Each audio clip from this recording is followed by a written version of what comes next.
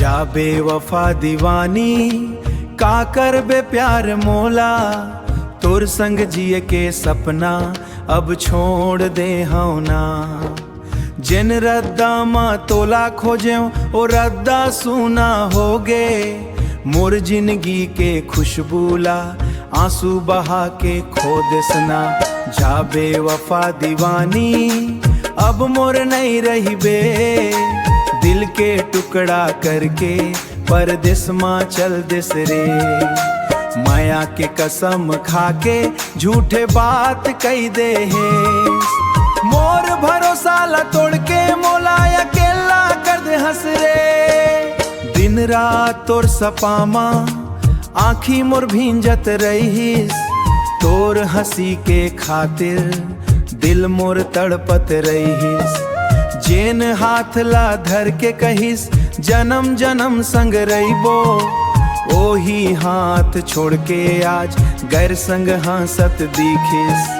जा बेवफा दीवानी अब मोर नहीं रही बे, दिल के टुकड़ा करके परदेस माँ चल देस रे।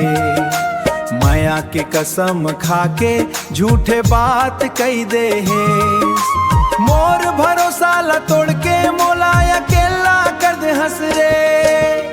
फूल जैसन मायाला कांटा बना देस रे, सच्चा दिल की मतला धूल में मिला देस रे। अब तोर नाव सुन के घलो मन मोर रो दे थे, याद के हर पाना में घाव नया दे दे थे। रायपुर के रद्दा होवे चाहे दूर के मेला, अब तोर बर नहीं धड़के मोर पागल हिएला। भगवान झूठे माया करके काकरो दिल नहीं तोड़बे तै। जा बेवफा दीवानी का कर बे प्यार मोला, तोर संग जिए के सपना अब छोड़ दे हूं ना। तोर खातिर रोवत रोवत थक गे मोर अखिया, अब दुखला साथी बना के जिंदगी काटो ना। जा बेवफा दीवानी मोर सच्चा माया के कहानी अधूरा रहिए न।